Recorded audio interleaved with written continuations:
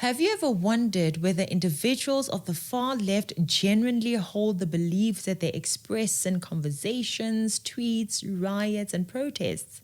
I mean, when you think about the amount of knowledge and information, the amount of evidence available, it's a bit challenging to comprehend how someone can genuinely believe the falsehood and the deception, making one question whether these people are just pretending or mentally unwell.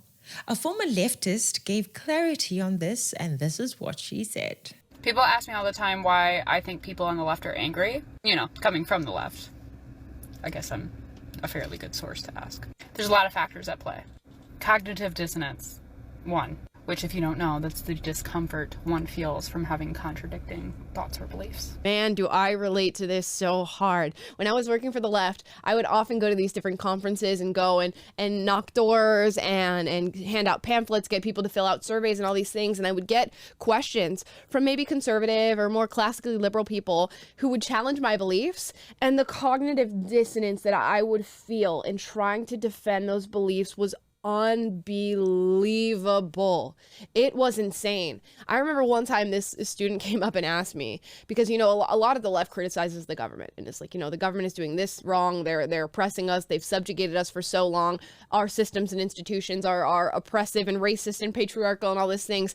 And I was talking about socialism, and this kid walks up to me and he's like, you want socialism, so you want the government in control of all these things, but you're also telling me that the government is super oppressive and racist and patriarchal. How can you want both of those things at the same time? And oh my gosh, in that moment, you can just feel your brain exploding of, oh no, no, no, no, no, no, no, no. I've been caught in a major contradiction. So instead of going, you know what? That makes total sense. You just get super defensive, and anger and depression and sadness and all these things you just project out onto other people. So imagine going through that every single day. Every single day. Yeah, I mean, we talk about sometimes when you have a need for something to be true, you encounter facts that contradict your need for something, that you've staked your identity, you've staked your source of meaning on a certain cause, being this, you know, and you being this agent in this cause who's making change, and then someone presents you with the facts of like, hey, the very thing you're advocating for is actually causing harm. Then how do you react to that? You can either be like, oh, okay, well, I guess I was just wrong, so let me completely rebuild my identity and allow it to, you know, like rebuild my entire source of meaning because you just torpedoed it. Or you can deny and get angry and reframe it and change the debate and refuse to acknowledge the thing that is undercutting your entire argument. And that's easier to do than really like accepting that, hey, maybe my whole life is just completely a lie right now. Right. And they give you the tools to just project, like just get it away from you. They'll tell you, well, don't even listen to people who disagree with you because those people are inherently evil and you shouldn't listen to them anyways. Or when you do end up talking to those people, you have all these safeguards. How often have you heard somebody on the left say, you can't talk about transgender issues because you're not transgender. You don't know what it feels like. You can't talk about black issues because you're not black. You don't know what it feels like. I've even been told that I can't talk about black issues in America because I'm not a descendant of slaves.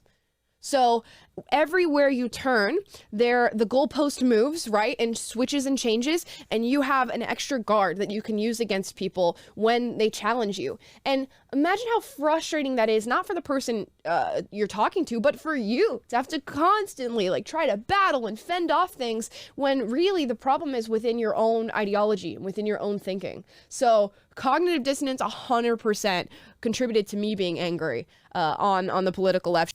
As I listen to that explanation, I understand more why of all the words that could have been used to describe LGBTQ parades, pride was used.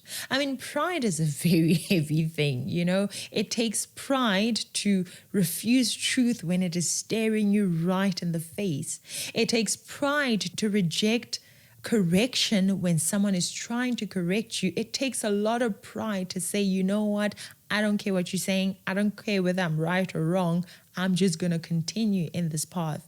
And though it may seem cool, though there are embodying pride in a way that makes other people yearn or, want it, pride is definitely not something that anyone should aspire towards, that anyone should want attached to them, to their identity. When pride comes, then comes disgrace. But with humility comes wisdom. Another verse says, "The Lord detests all the proud of heart. Be sure of this, they will not go unpunished." Pride goes before destruction, a haughty spirit before a fall. Now, none of us are perfect. I'm not perfect. You're not perfect. We all make mistakes. We all fall. We all, are with mistakes and error. But what makes a difference is, what do we do when our errors, our mistakes, our imperfections are identified by someone? What do we do in response to someone saying, "Hey man, I think you're missing it here. Hey man, I think you ought to be changing this and that"? What we do in that moment is what differentiates between whether we are walking in pride or humility. And I think for most of us, we are willing to listen when somebody, is pointing out our wrong, especially when it is obvious, right? But not the case when it comes to the left. Take a look at this. Ms. Robinson, do you agree with Ms. Gaines that there's a difference between women and men?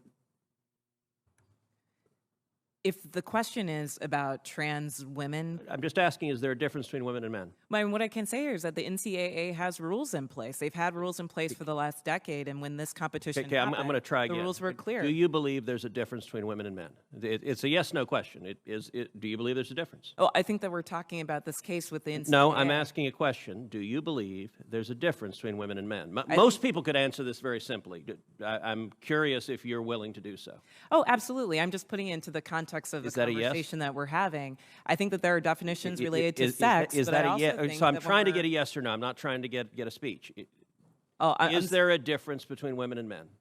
I think that there are definitions for biological sex. Okay, so you're which not is answering different that. than Let me ask gender. you this question then. Why do women's sports exist? If you can't define a difference between women and men, why not abolish women's sports and just tell little girls to swim with little boys and see who wins? Oh, I'm simply saying that that sex is different question, than gender. why and I do believe that women's sports sports have a great exist? value. I mean, Senator, I'll tell you right Ms. now. Robinson, please answer the question I'm asking you. Absolutely. Why do women's sports exist? I think that there are so many positive benefits to sports. But I mean, why have a we've talked separate about it here category for today. women? If there's no difference between women and men, why to have women's sports? I'm saying that there's a difference between sex and gender, and that the NCAA has rules in place, which they have for the last decade. Mr. Chairman, which I would like to enter into the record an article from Duke Law called "Comparing Athletic Performances for the Best Elite Women to Boys and Men."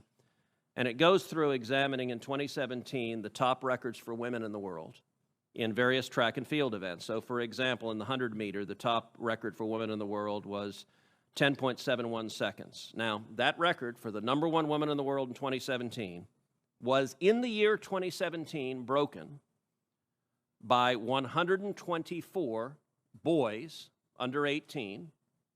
In that same year, the record for the number one competing woman in the 100-meter dash in the world was broken by a total of 2,474 men. If the radical Democrat agenda to destroy girls' sports and women's sports succeeds, little girls will not have a chance to compete. So I ask unanimous consent that this article be entered into the record. I think that was pretty clear, but just in case it wasn't, the leftist Kelley Robinson was asked a pretty clear, simple question, but because answering that question honestly was going to discredit her, discredit their theories and ideologies as the left, she chose to act like she can't answer the question, like just going around and around and around in circles instead of just answering the question.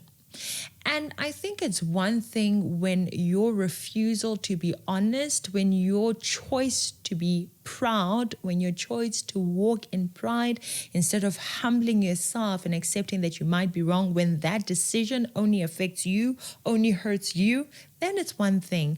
But when that decision endangers somebody else, when that decision to walk in pride, to act like you're right, to refuse to acknowledge your fault, your mistake, your error in ideology, your error in theory, your error in belief, when your refusal to do that endangers somebody else, puts somebody else in a terrible place, then it's not the same. Then it's just worse. It's bad enough that you are going to be destroyed by your pride, but now when you're destroying somebody else as a result of your pride, that is just worse. Take a look at this. My black kid is in the car. He tried to kill me in front of my kids. He tried to kill me in front of my kids. He tried to kill me in front. Y'all, this video irks me. This guy right here shot into this woman's apartment while she was there with her kids, and in a 6-hour standoff with law enforcement got killed by police. Now all these protesters are outside marching and rallying for him outside her apartment building. So all because this guy happens to be black, you gotta go march and rally for him even though he could have killed a single mother and her children? Think about how simple you have to be thinking that just because he has black skin, some people think that he needs to be defended. You play stupid, dangerous games, you win stupid, dangerous prizes. And this woman has a black child! And they're here all in the name of what? Black Lives Matter, apparently? I don't know how much more evidence anybody needs to know that this woke stuff is garbage. And this poor woman, I cannot imagine the amount of frustration she must feel. We each have blind spots. We each have false beliefs, ideas, and theories that we are holding on to knowingly or unknowingly. But it is to our benefit and the benefit of other people to acknowledge, to be humble enough to acknowledge that actually I'm holding on to falsehood, I'm holding on to deception, I'm holding on to a lie when we are told, when we now realize that actually we are in the wrong. And this is a call to you and a call to me. What areas in your life would you regard as blind spots? What ideas and theories and beliefs have you been holding on to that are incorrect, that are false, that are destructive not only to you, but also to others? Would you take this as, a call to action to humble yourself and accept that you're wrong, whether you're going to acknowledge it in front of the person that has corrected you or you're just going to do it between, just within you and God? That's up to you. But it's a call to say, let us all do the necessary introspection and correct what needs to be corrected in our lives. One thing that I'd like you to correct is the fact that you have not subscribed. If you have not, kindly subscribe for more. Click the like button, share with others, and pretty please leave your comment regarding this topic. I'd really, really like to hear what you guys think about it. For now, please click the video on your screen to catch up.